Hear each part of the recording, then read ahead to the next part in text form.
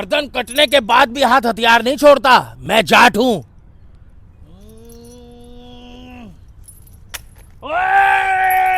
रणतुंगा। ये 2.5 किलो का हाथ जब पड़ता है ना तो आदमी उठता नहीं, उठ जाता है। और मैं आपको बताना चाहूंगा कि पहले ये 2.5 किलो का हाथ नॉर्थ में चला है और अब ये 2.5 किलो का हाथ जो है पूरे साउथ में तहलका मचाएगा, पूरे साउथ में। और मेरी पिक्चर को जो आपने गदर 2 में जो प्यार दिया है अपार सफलता के बाद 10 अप्रैल नजदीकी सिनेमा घरों में मेरे जाट भाइयों के साथ साथ 36 जात बिरादरी के जितने भी मेरे सनातनी भाई हैं, हिंदू हो, मुस्लिम हो, सिख हो, ईसाई हो, 10 अप्रैल को नजदीकी सिनेमा घरों में आना और जाट पिक्चर को बढ़ चढ़ कर हिस्सा देना। और ये आइटम बम है, आइटम नहीं है, आइटम बम है।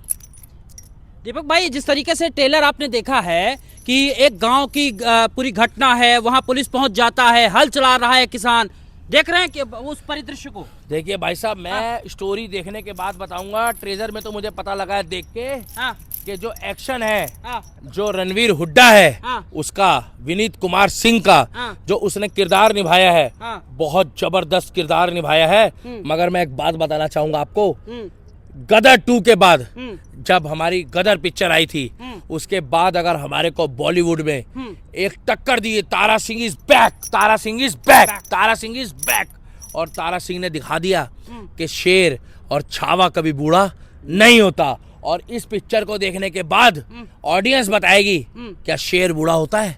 और ये विनीत कुमार सिंह वही है जिसने छावा में छत्रपति संभाजी महाराज के जो प्रिय और सखा बना था उसका किरदार निभाया है।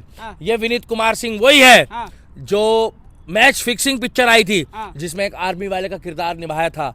और ये रणवीर हुड्डा वही है जो किसी परिचय का मुताज नहीं है साउथ इंडियन पिक्चर में, जो विलन का रोल करता है।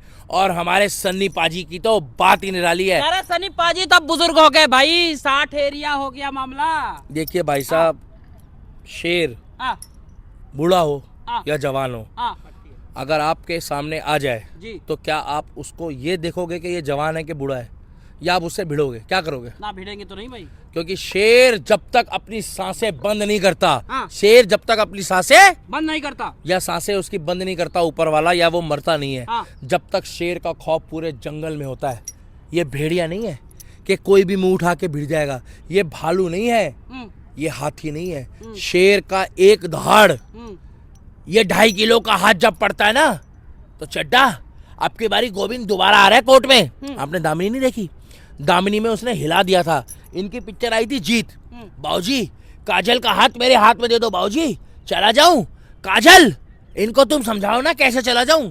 और ये वही है जिनकी पिक्चर आई थी कातिया, 7 भाइयों को घुस के मारूंगा, एक साथ मारूंगा।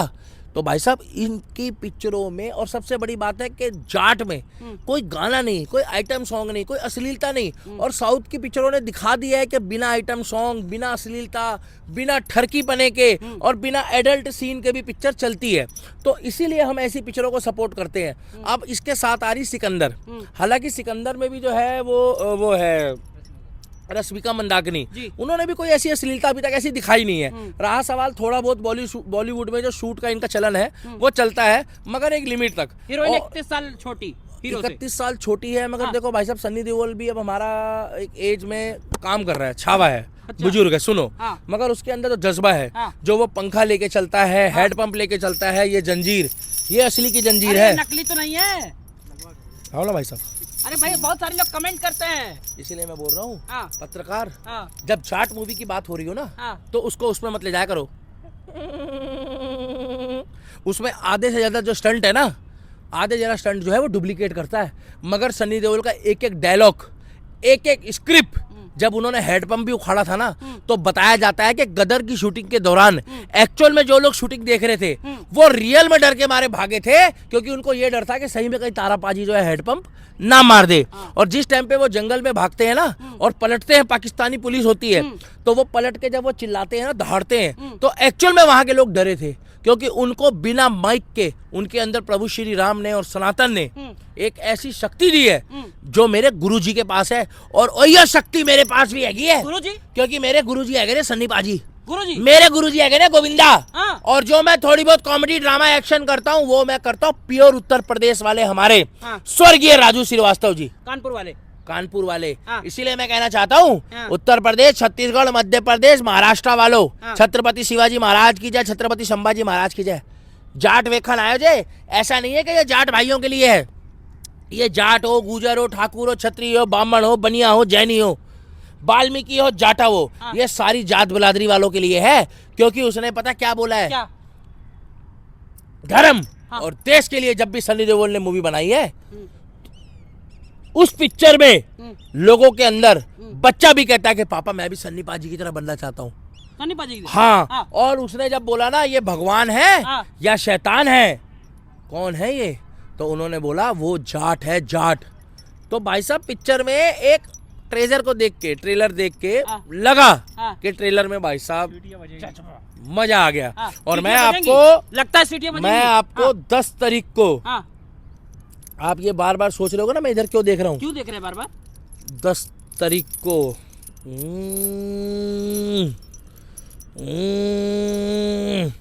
10 अप्रैल को मैं आपको सिनेमा घर में इस जंजीर और हेड पंप के साथ दिख जाऊंगा।